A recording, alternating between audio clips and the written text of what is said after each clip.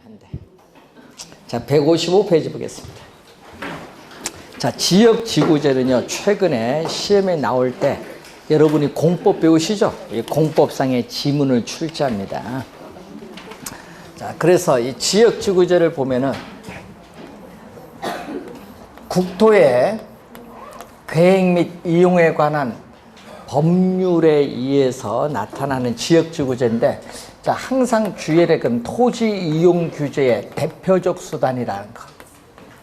자, 토지 이용 규제는 사회적으로 바람직스럽지 못한 토지 이용 활동을 바람직한 방향으로 유도하기 위한 법적, 행정적 조치를 취해주는데, 그 조치 중에 대표적인 게 뭐죠? 지역지구제. 꼭 기억해야겠죠? 토지 이용 규제의 대표적 수단이다. 그래서 위에서 세 번째, 이 지문이 또 시험에 많이 내거든요. 사적인 시장이 외부 효과에 대해서, 앞에서 배우셨던 외부 효과에 대해서 효율적인 해결 방안을 제시하지 못하는 경우에 정부에 의해서 채택되는 부동산 규제의 한 방법이 바로 뭐가 된다? 지역지구제. 그 지문을 2번 출제를 했어요. 자, 그럼 지역지구제 또 실시하는 목적 중에 또 시험 문제에 많이 나오는 것은 이 토지 이용에 수반되는 뭐죠? 마이너스인데 시험에는 이것을 뭘로 출제한다? 정으로 출제를 또 많이 해, 플러스로. 이 토지 이용에 수반되는 바람직스럽지 못한 토지 이용 활동인 부의 외부 효과. 이 부의 외부 효과를 우리가 제거, 감소시키는 것을 목적으로 하는 것이 바로 지역지구제다. 이렇게 보시면 되겠죠. 자, 지역지구제인데, 자, 여러분이 이런 것도 있거든요. 자, 용도가 서로 이렇게 혼재됐어요. 주거용, 공업용 두 용도가 이렇게 혼재가 돼서 용도상의 상충이 나타났어요. 상충이 나타나면은 공업용으로 인해서 주택 가격이 오히려 하락을 합니다. 그러면은 용도상의 상충이 나타나서 주택 가격이 하락하는 마이너스 외부 효과가 발생할 수도 있다. OX. 맞죠? 그 지문도 출제해요. 해석을 잘 하셔야 돼. 그러면 마이너스 외부 효과를 방지해야 되니까 공업용을 없애줘야지. 그래서 어울리지 않는 토지용인 공업용을 없애자. 그래서 어울리지 않는 토지용을 뭐 한다? 규제를 하는 거야. 그럼 공업용을 규제를 하기 위해서는 이 지역을 뭘로 지정하면 돼요? 전용 주거지역으로 지정을 해서 어울리지 않는 토지용을 규제함으로써 사회적으로 자원을 보다 효율적으로 배분을 하기 위해서 지역지구제를 실시할 수도 있다. 자, 그리고 현 세대가 토지를 전부 이용하면은 나중에 태어나지 않은 세대는 토지를 이용을 못할 수도 있기 때문에 현 세대와 아직 태어나지 않은 미래 세대 간에 있어서 또 토지 활용 면에서 형평성 차원에서 용도 지역지구제를 실시할 필요가 있다. 자, 형평성, 토지 활용 면에서의 형평성 차원에서 지역지구제를 실시할 필요가 있다. 자, 그리고 토지, 여러분, 개발과 토지의 보존은 또 뭐한다? 서로 또 상당히 상충되는 용어야. 토지를 개발할 거냐? 토지를 보존할 거냐?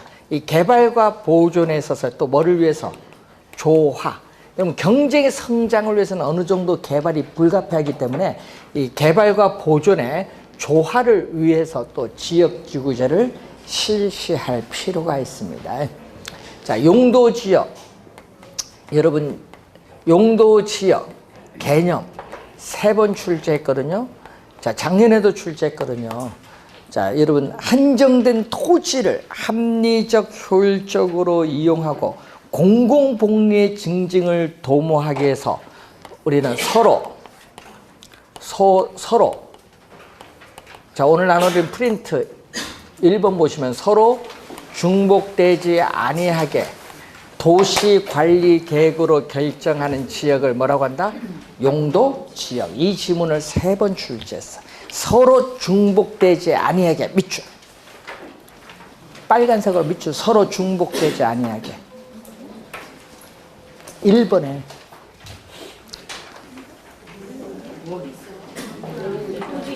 오늘 프린트.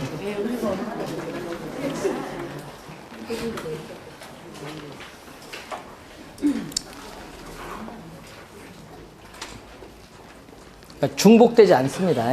주의해야 돼요. 용도지역 개념 작년에도 또 출제했어. 27회, 28회, 15회 3번 출제했습니다.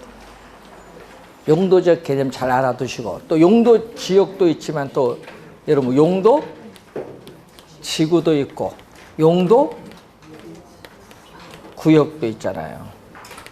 용도지역은 또 4가지 또 시험에 많이 나오는데요. 도시지역, 관리지역, 농림지역, 자연환경, 보전지역.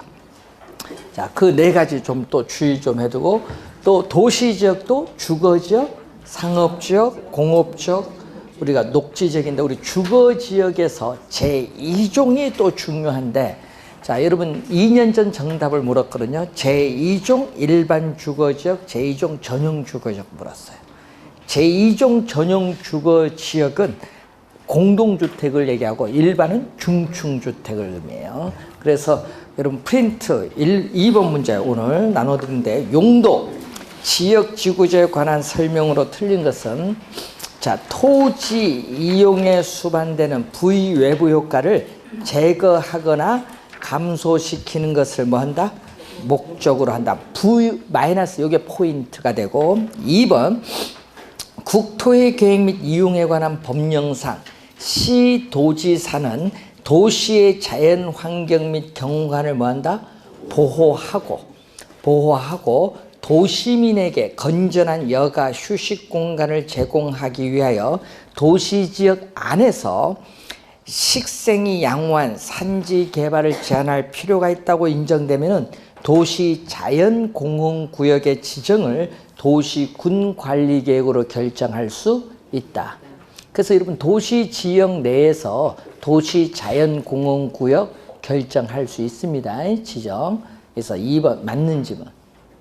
3번 사적 시장이 외부 효과에 대해 효율적인 해결책을 제시하지 못할 경우에 정부가 부동산 시장의 규제의 한 방법으로 도입을 한 게 바로 지역지구제. 3번 맞는 지문이죠. 자, 4번 국토의 계획 및 이용에 관한 법령상 용도지역과 용도지구는 중첩해서 지정할 수 없다는 게 틀렸죠. 있다. 여러분 도시지역 내에서 미관지구 지정 가능하죠.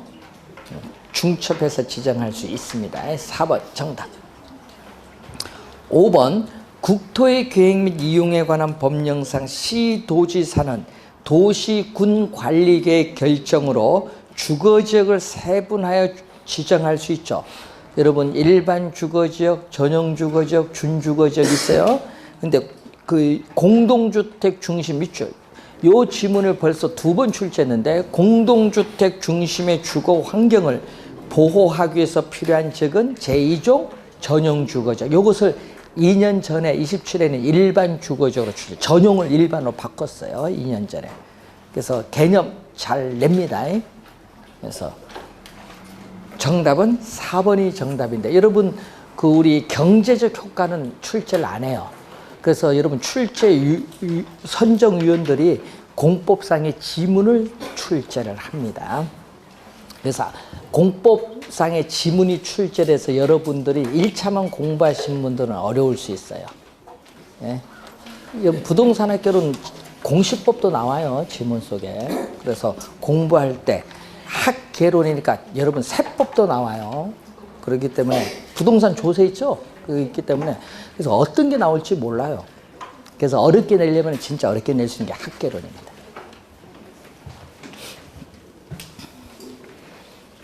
자, 또 매년 출제되는 158페이지.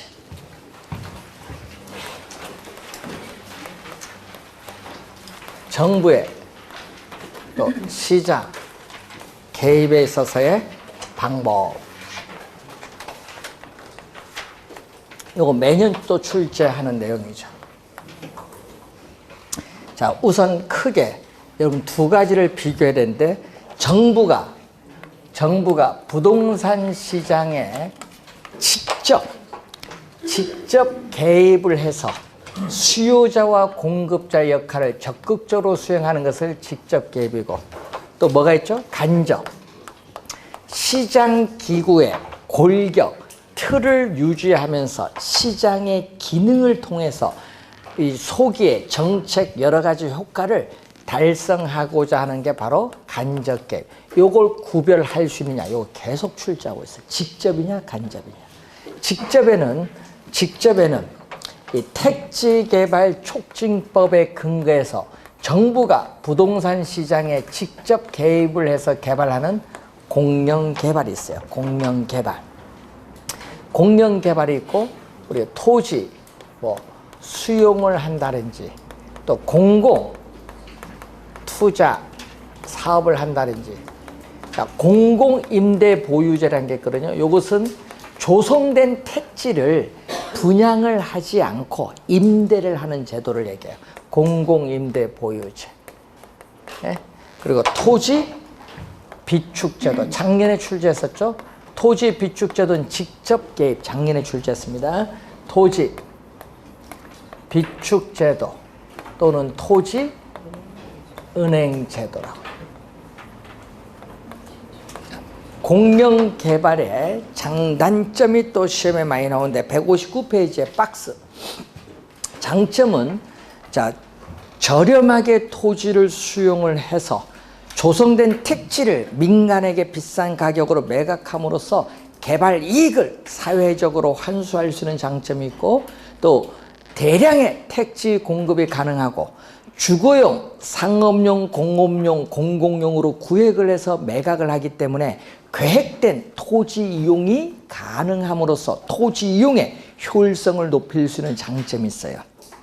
또 어떻게 공공용으로 또 구획하잖아요. 그래서 환지 방식에 비해서 공공용지를 보다 쉽게 확보할 수 있는 장점도 있다.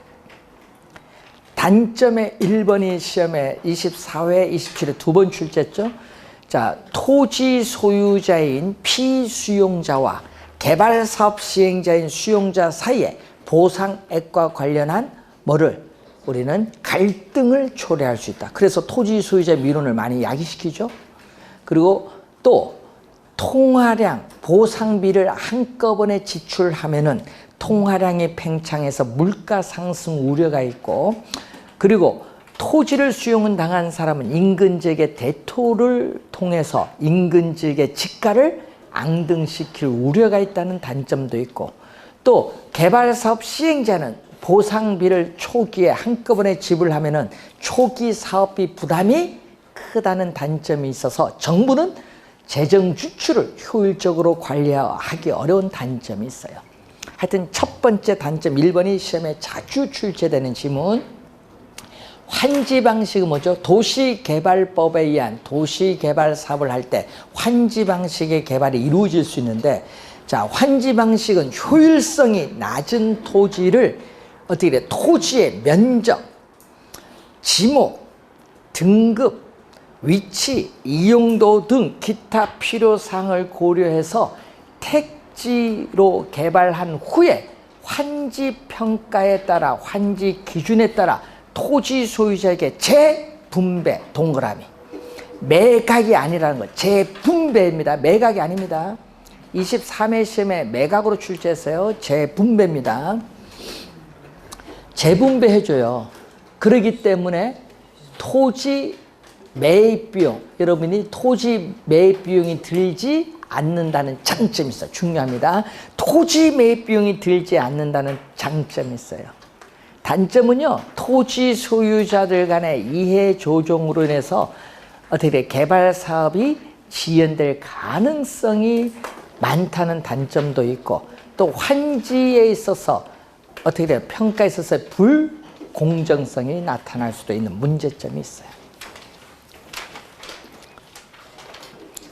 환지 방식 올해 출제 가능성이 높다.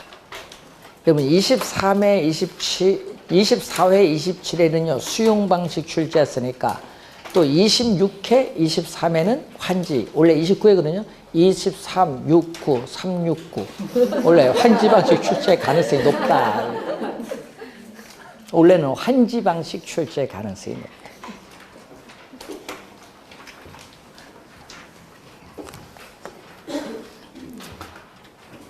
자, 간접 개입, 세금.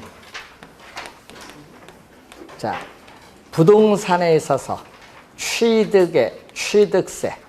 자, 보유세인 뭐죠? 재산세나 종합부동산세. 처분시에 양도차익에 부과되는 양도소득세, 세금 부과하거나 세금 감면, 하여튼 세금이 들어가면 뭐다? 간접. 보조금. 자, 뭐 임대료에 대한 뭐 보조금 지급. 또 26회 출제했죠? 간접 개입. 또 개발 이익 환수에 관한 법률에 개발 뭐 부담금을 부과한다. 자, 여러분 주의해야 될 건요. 이 개발 부담금이라는 용어가 들어가면은 시험 문제 나올 때 요거 직접 개입으로 오해를 많이 해요. 그래서 시험 문제 제일 많이 내요. 부담금은 뭐다? 간접 개입이에요. 자, 또 토지에 대한 정보를 창출해서 제공을 해주는 행정상 지원도 있고, 또 금융상 지원이나 또 뭐를 해줄 수 있어요? 규제. 금융기관을 통해서 정부는 금융상 규제 지원을 해줄 수 있는데 대표적으로 LTV, 담보인정비율, DTI, 총부채 상환비율. 자, 월요일부터 시행된 지로 뉴스 많이 나오죠? DSR. 총체적인 상환 능력 비율을 보죠. 총체적인 상환 능력 비율이 어떠한가?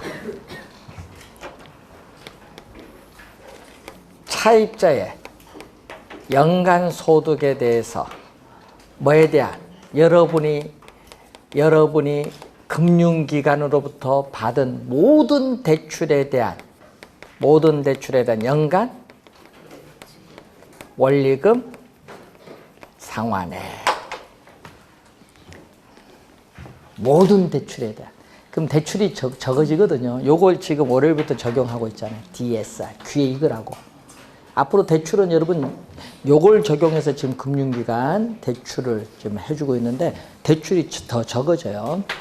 자동차 36개월 할부로 샀습니다. 요것도 포함이 돼요. 여기 모든 대출에 자동차 할부 산 것도 포함되고, 여러분 마이너스 통장 썼다. 예? 그것도 포함이 돼. 마이너스 통장 1억 약정해놨다. 그러면 10년으로 나눠서 그럼 1년에 얼마? 10년 나누면 1,000만 원이죠. 1,000만 원을 여기 포함시켜버려요. 다 모든 대출, 하여튼 금융기관으로 받은 모든 대출에 대한 원리금 상환액이. 그래서 대출이 줄어들 수밖에 없지, 당연히. 자, 이걸 지금 월요일부터 적용하고 있습니다. 이제 귀에 익어야 돼요. DSR. Debt Service Ratio. 자, 우선 확인 한번 또 해두시면 되겠고, 토지 공개념. 자, 문제 하나 풀어보고 넘어갈까요? 프린트 3번 문제. 정부의 간접 동그라미, 간접적인 시장 개입 방법이 아닌 것. 2번이 정답인데, 토지 비축 정책은 직접 개입. 나머지는 전부 뭐다? 간접. 4번에 토지 거래에 관한 정보 체계 구축. 요거는 행정상 지원입니다. 이런 문제 나왔다. 틀리면 안 되겠죠.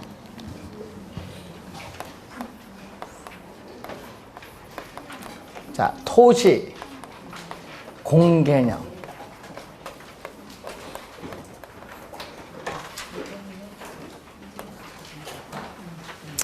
부증성의 특성에 따라 토지는 한정되어 있기 때문에 나타나는 개념인데, 자, 여러분 개별 토지 소유자들의 권리나 이익은 최대한 보호가 되어야지만 토지는 유한하기 때문에 대다수 사람의 공공복리적 차원에서 우리는 공익을 고려해서 우리는 토지 공개념이 나타나는데, 토지에 뭐를 강조했다? 공익성, 사회성, 공공성. 사회성, 공공성이 뭐를 강조하는 개념? 공익성을 강조하는 개념이다. 공익성을 강조한다.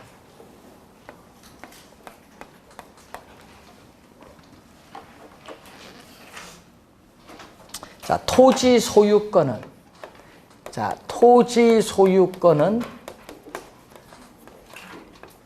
절대적인 권리가 아니다. 예? 무조건 소유권 어떻게 돼? 제한 두지 못한다. 절대적 권리가 아니라 뭐다? 여러분이 토지 소유권에 대한 제한의 가능성을 인식하는 게 토지 공개념으로서 뭘로 제한한다? 법률로서 토지 소유권의 일정 부분을 공공복리적 차원에서 제한할 필요가 있다. 그래서 여러분, 그래서 우리나라는요 엄격하게 제한을 둬요. 왜? 기본권에서 침해를 당하면 안 되고, 기본권 침해를 당하면 아무리 공공복리라도 위헌이에요. 그래서 항상 기본권을 침해하지 않는 범위 내에서 공익을 고려해야 돼요. 그래서 법률로서 제한을 하고 있는데, 이거 이번에 개헌안에 토지 공개념이 헌법에 들어오면요, 요 문제가 생겨요. 예, 기본권과 문제 생기거든요. 왜 그러냐면요, 여러분 토지 공개념은 무슨 얘기냐면, 자본주의 체제는 사유화요. 우리 배웠잖아요. 사유화인데 이 사유화를 공개념을 앞세울 수도 있다는 얘기예요. 헌법에 있으면. 그러면 여러분 소송 걸려요. 어느 게 먼저냐? 그럼 당연히 먼저는 뭐야? 자유지. 프랑스 대혁명이 자유평등 박애, 자유가 자본주의 1순위예요. 공개념 1순위 아니야. 그러니까 그걸 왜 헌법에 들어가? 법률로서 제한할 수 있는데. 그래서 공개념이 1990년 1월 1일에 나온 거예요. 이때 당시에 1989년 2월 달에 임시국회에서 법 4개를 통과시킵니다.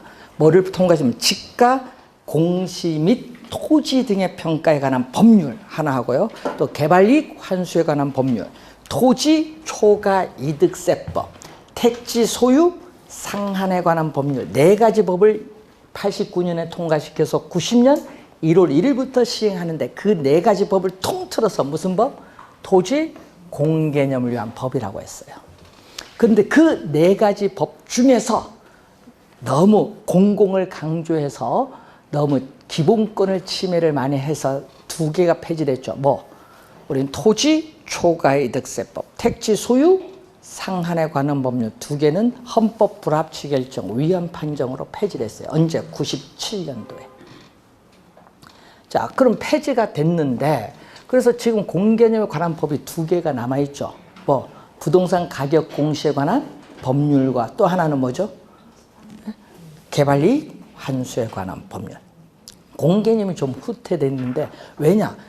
너무 공익을 강조해서는 안 된다는 거예요. 항상 뭐다? 기본권이 최우선이에요. 항상 여러분에게는. 그래서 공개념이 이게 요즘 말이 많은데, 그럼 시험 문제 원래 나올 것 같은데 공개념 자체를 안 내요. 토지 공개념을 위한 정책 수단이 어떤 게냐, 이걸 출제를 하지. 그래서 토지 공개념을 위한 정책 수단에서 하나는 자연스럽게 암기했어요. 토지 이용 규제의 대표적 수단 하면은 지역 지구제, 용도지역, 용도지구, 용도구역 있잖아요. 그게 있고, 또 하나가 시험에 많이 나오는 게 토지 거래에 관한 정책 수단이 중요해요. 우리 왜 공개념을 문재인 정부가 헌법에 넣으려고 하면 이 거래 때문에 그렇잖아요. 투기 여기 하도 요금해서 거래 때문에 그런데, 그 거래에 관한 게 원래 중요해요. 거기서 농지법에 의한 농지 취득 자격 증명제가 있어요. 그리고 또 뭐가 있죠? 부동산 거래 신고 등에 관한 법률에 의한 부동산 거기 실거래가 신고제가 있고, 또 토지거래 허가제가 있어요.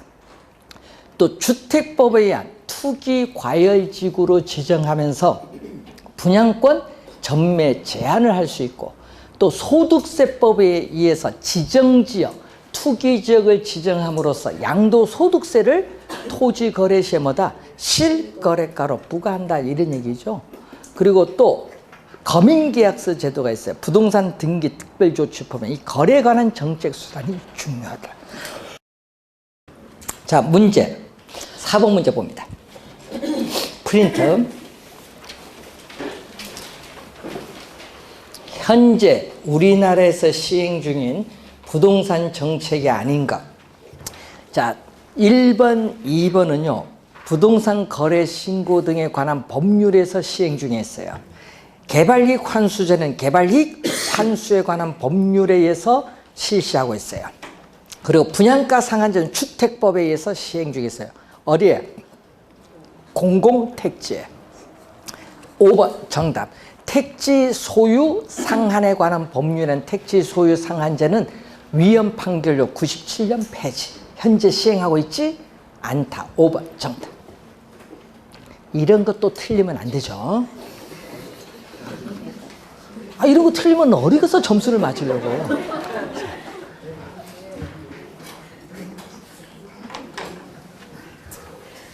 이런 건 시험에 나오면 난이도 합니다. 3번, 4번 이런 거는. 자, 본 시험에 가서 틀리면 절대 안 됩니다, 원래. 자, 개발이익 환수제도로 갑니다.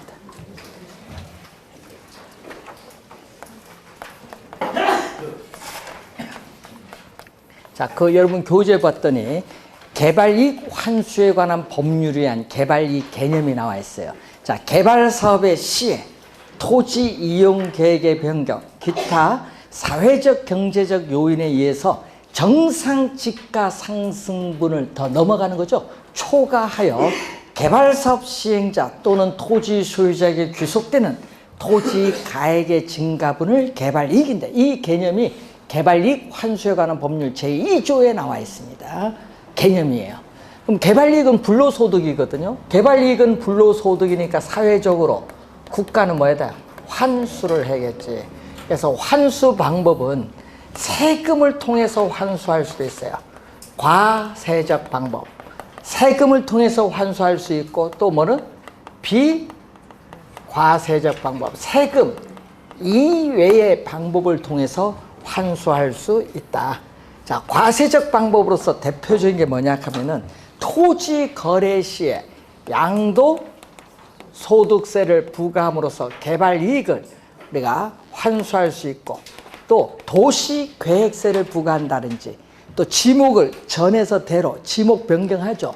토지의 형질 변경 허가에 따르는 간주 취득세를 부과함으로써 우린 개발이익을 환수할 수 있어요. 자, 비과세적 방법은 조성된 택지를 비싼 가격으로 민간에 매각함으로써 우리는 환수할 수 있고, 또 토지 비축 제도로 있고, 조성된 택지를 분양하지 않고 임대하고 임대된 토지에 임대주택을 지어 공급함으로써 임대료 조정을 통해서 개발이익을 환수할 수 있는 공공임대보유제, 수익자 부담금 제도라든지 토지 수요 보상 제도라든지 환지 방식에 의한 감보율 제도라든지, 또 개발이익 환수에 관한 법률에 의해서 개발 부담금을 부과함으로써 개발이익을 환수하는 개발부담금 제도, 또 재건축 초과이익 환수에 관한 법률에 의해서 재건축 부담금을 부과함으로써 개발이익을 환수하는 제도. 강남 조합에서 8개 조합에서 재건축 부담 미실현 이익에 부과한다. 위헌 소송 걸었대요. 그것도 시간이 오래 가요. 토초세도 7년 걸렸는데, 헌법재판소 나올 때까지. 그래서 이런 게 있죠. 여러분 옛날 학교용지 부담금도 뭐죠? 위헌 받았죠. 그래서 여러분이 재건축 부담금도 한번 다퉈볼 만한 여지가 많습니다. 자, 그래서 이런 것은 환수 방법에 속한다. 자, 162페이지에 토지 비축제도.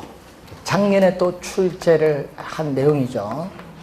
토지 은행제도 또는 토지 비축제도인데 그거는 2009년 2월 임시국회에서 뭐를 통과시키냐 하면 이 법을 통과시켜요. 공공토지의 비축에 관한 법률. 자, 공공토지의 비축에 관한 법률이 통과되면서 우리나라도 2009년부터 뭐를 토지를 어떻게 돼요? 공공목적으로 뭐 한다? 비축을 하고 있습니다. 그래서 토지시장의 안정.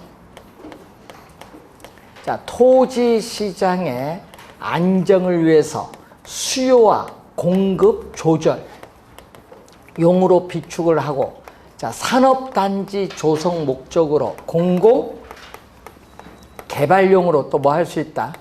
비축을 할 수 있는데, 어디서 비축하냐 하면은 LH 한국토지주택공사에서 공공토지에 대한 우리 비축을 위한 심의위원회가 있고, 위원장은 국토교통부 장관인데, 문제는 한국토지주택공사가 토지 비축 업무를 법적으로 부여받았어요.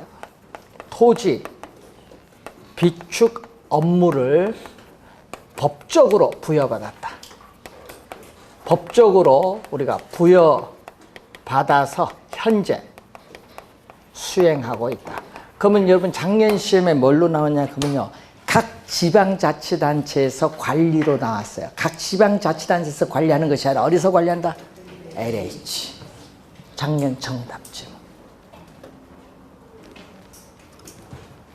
그러면 토지 비축 제도는 시험에 제일 많이 나온 게 뭔지 아세요? 개념. 이게 진짜 많이 나옵니다. 올해도 개념이 나올 수도 있어요. 개념이 중요합니다. 자, 비축은 현재가 아닌 미래를 위해서 비축한다. 그래서 미래의 용도를 위해서 미개발된 토지를 대량으로 매입을 해요. 그래서 미래에 적시에 공공시설의 용지를 공급을 해주거나 또 민간에게 비싼 가격으로 매각 임대하는 제도를 우리는 토지은행 제도라고 해요. 자, 개념이 제일 많이 나오고요. 장점, 단점은 17회 시험에 한번 출제했었죠. 이것은 17회 시험에 한번 나와요. 개념이 중요합니다. 장점은 뭐죠? 비축을 하면은 개인이 개발 못하죠. 개인에 의한 무질서하고 무계획적인 개발을 방지해서 전체적인 도시계획 목표 달성에 기여할 수 있다는 장점이 있어요. 또 우린 미개발된 토지를 저렴한 가격으로 대량으로 매입해요. 또 민간에게 오랜 기간이 지난 후에 비싼 가격으로 매각 임대함으로써 개발 이익을 또 환수할 수 있는 장점이 있어요. 또 개발 이익, 아까 여기 환수 있죠? 환수할 수 있는 장점이 있어요. 또 적시에 공공시설의 용지 공급이 가능해요. 공공용지를 또 확보할 수 있는 장점을 가지고, 또 여기는 뭐를 전제로 해요? 수용은 토지 소유자의 권리가 완전히 소멸되지만은 여기는 토지에 뭐를 전제로 한다? 양도 표시 의사, 양도 표시 의사를 전제로 한다. 토지 양도하겠다는 이 표시하겠다는 의사를 전제로 해서 나타나요. 단점은 어떤 게 단점? 대량의 토지를 매입을 하는데 토지 매입비용이 많이 든다. 단점. 그리고 또 단점 중에 하나가 뭐가 있어요? 매입을 한 시기와 매각 시기까지 20-30년 걸리거든요. 오랜 기간 동안 국공유지 상태로 보유하면서 관리해야 되는 문제가 발생하고, 관리를 소홀히 하면요, 저소득층이 토지 어떻게 돼? 가져갈 수 있어. 토지 도난 당할 수 있어요. 국가 또는 지방자치단체는요, 토지 도난이 불법 점유야. 불법 점유. 그럼 관리 소홀한 불법 점유에서 이용해버리지. 대표적인 게 어디야? 구룡마을. 구룡마을. 자기 땅도 아니야. 불법 점유해서 뭐다 아파트 입주권 달라 이렇게 해서 하면 되잖아. 불법 점유지. 그러니까 관리 소홀히 하면 그런 현상이 나타나요. 골치 아프지 뭐. 네? 그런 현상이 이제 나타나는 겁니다. 그래서 개발할 때가 고민되죠. 수용하려니 불법 점유한 사람이 반대죠. 수용하면 자기 보상 못 받잖아요. 소유자 아니니까. 그러니까 뭐 이제 개발이 어려워지는 거예요. 협상에 있어서. 자, 그런 점에서 단점이 좀 있어요. 이런 게 보면은. 또 미래 용도가 불분명하면 정부 스스로 투기자가 될 수도 있고요. 그런 점이 안 좋고, 또 투기 방지 대책이 없이 대량의 토지를 한꺼번에 매입을 하면요, 주변의 토지 가격을 상승시킬 우려가 있다는 문제점이 있습니다.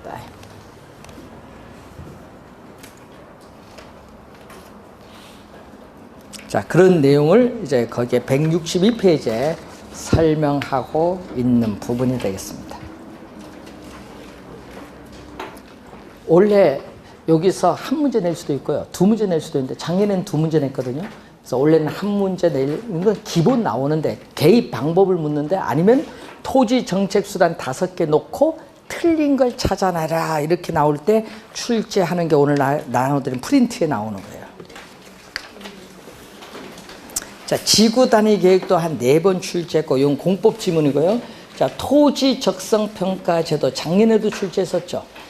3번 출제했는데, 토지에 대한 개발과 보전이 경합이 발생했을 경우에 이것을 합리적으로 조정하는 수단, 개념이 나와 있습니다. 작년에 또 출제했고, 토지 선매 제도도 또 작년에 또 출제했죠. 자, 선매 제도 그거에 한번 보고, 5번은 주택법에 의한 투기 과열지구로 지정하는, 아까 얘기했듯이 분양권 전매 제한 조치를 취할 수 있죠. 그 얘기고, 6번에 도시개발법에 의한 도시개발 사업을 할 때 토지를 수용 또는 사용하는 방식, 또 환지 방식, 이를 혼용하는 방식으로 우리가 사용을 할 수도 있고, 또 7번은 부동산 거래 신고 등에 관한 법률이랑 거래 신고를 할 때는 60일 이내에 뭐죠? 계약 체결일이죠. 시험에는요, 잔금 지급일로 27회 시험에 출제했어요. 계약 체결일이라는 걸 주의 좀 해두시고, 그리고 토지 거래 계약에 관한 허가 구역을 또 지정하는 얘기가 맨 마지막 지문에 나와 있습니다. 요 지문들이요, 토지 정책 수단을 물을 때는 보기로 구성돼서 나와요. 그래서 한번 확인 좀 해두셔야 되겠습니다.